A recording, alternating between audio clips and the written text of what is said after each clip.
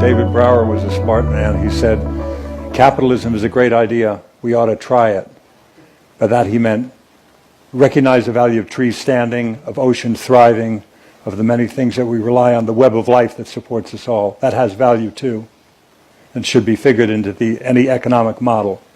I think in all this, the biggest problem is this idea in human mind that every other life is here to serve us.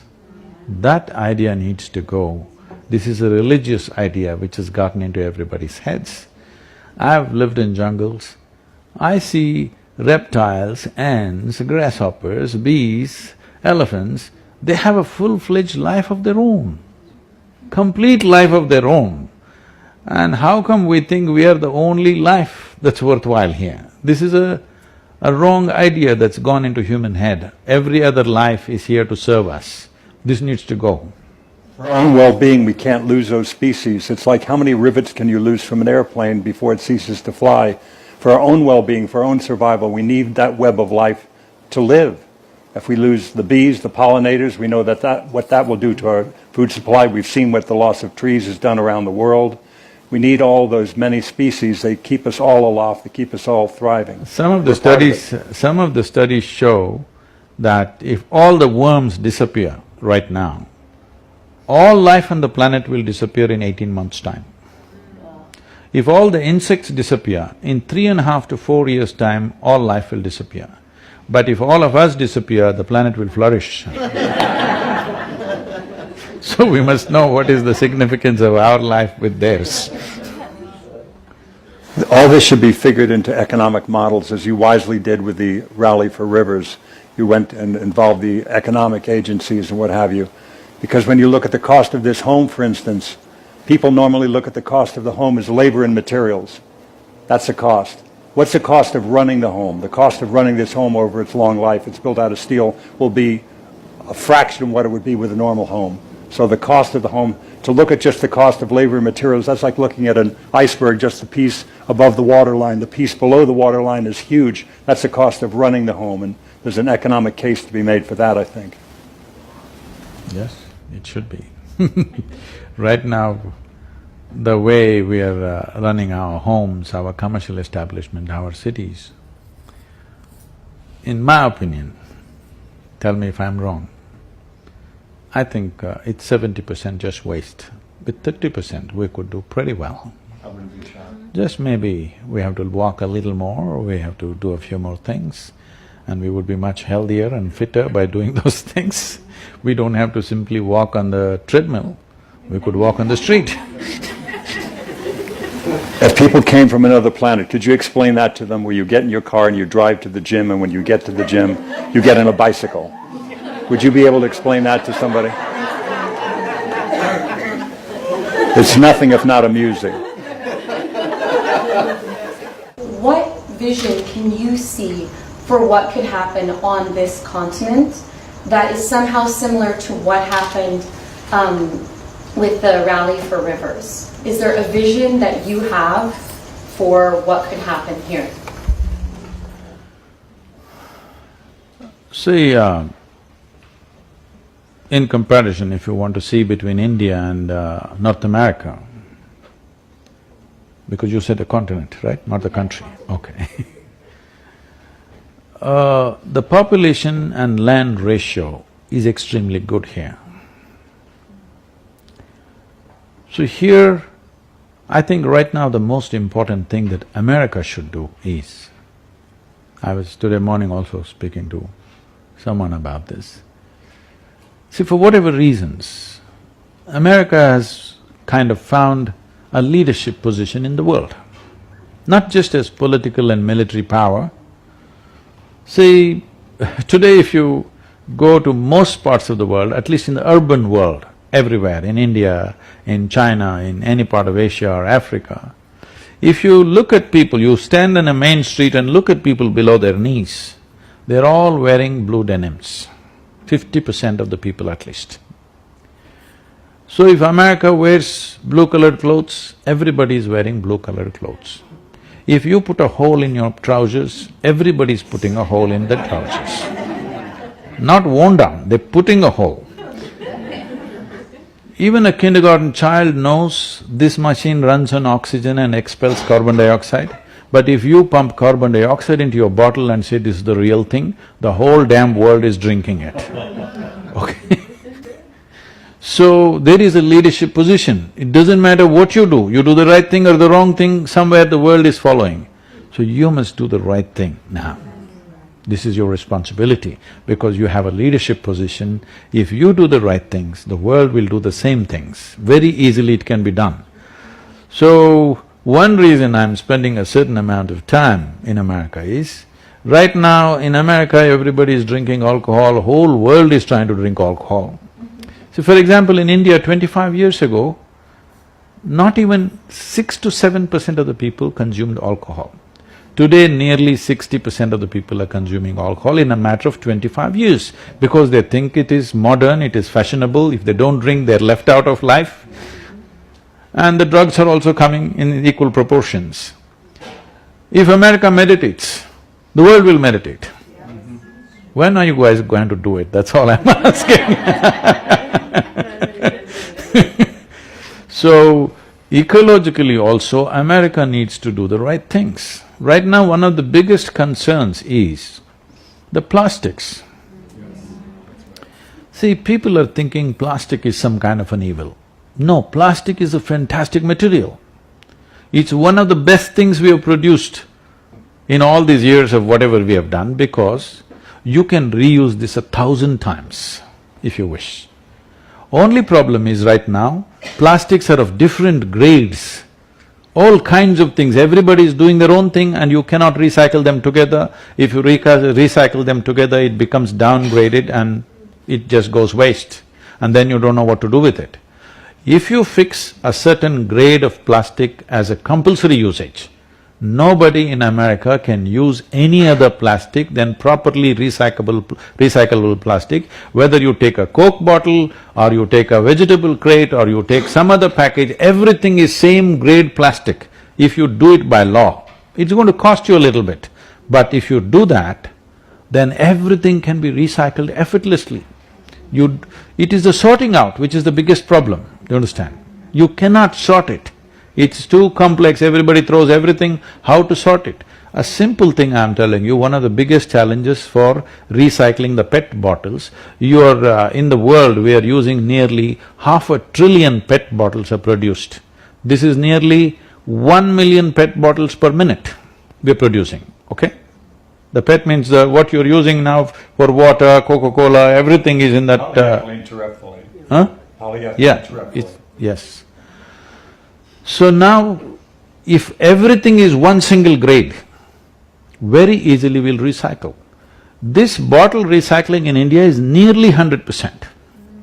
65% in organized sector, 15% in unorganized sector, 10% of the bottles are simply being reused in homes. Very little is lost because we have manpower to pick it. But now one of the biggest challenges is the paper label that's on it, they're not willing to change that. You just have to print your Coca-Cola directly on the thing. You cannot separate the paper and the plastic. This is not allowing us to recycle. You understand? In India, they hire people, women and children sitting there and ripping off the papers. With that paper you cannot recycle. If the paper goes into the recycle, the plastic gets downgraded. So like this, there are very simple problems. It's just because we don't care it's not happened, not because there's no technology, not because it's economically impossible for us to do. We've not cared enough to pay attention to these things. This is a simple thing, if all of you here, if you push for this in your governments, that America uses only one grade of plastic. There are 6 grades of recyclable plastic, 100% recyclable plastics. Only one you use. Believe me, if this becomes the law everywhere in the world, one big problem is gone. Right now they're saying by 2050, the amount of plastic in the oceans in weight will be equal to the amount of fish in the ocean. Can you beat that? What's wrong with us? It's not a simple problem. I'll tell you, the Wellingary Hills, our backyard, where we are, our India center, Our backyard is 10,000 square miles of rainforest. There are elephants, tigers and all kinds of wildlife. There is one pilgrim place where people climb up and go down. This is only once a year, 2 months, lots of pilgrims, nearly 1 million pilgrims go. So they were just throwing plastic all over the place. Some elephants died, lot of deer died. Then we decided, we will stop all the pilgrims at the base of the mountain and give them a cloth bag. Take away all their plastic bags and give a cloth bag. A few businesses came and supported us with, whatever they printed their complimentary bags and they gave. And we went up the mountain with about 6,000 volunteers and we brought back 18 tons of plastic just in the form of covers, okay? Just the covers. These covers float around and unknowingly the animals just eat it and it gets stuck in their esophagus and they die because of this.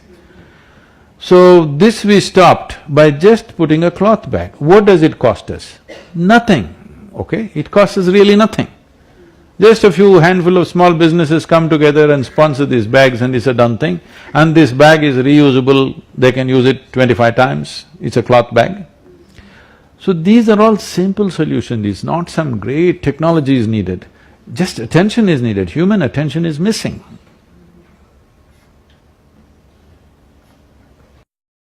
What would you say is the best way that we can approach transforming our agricultural system?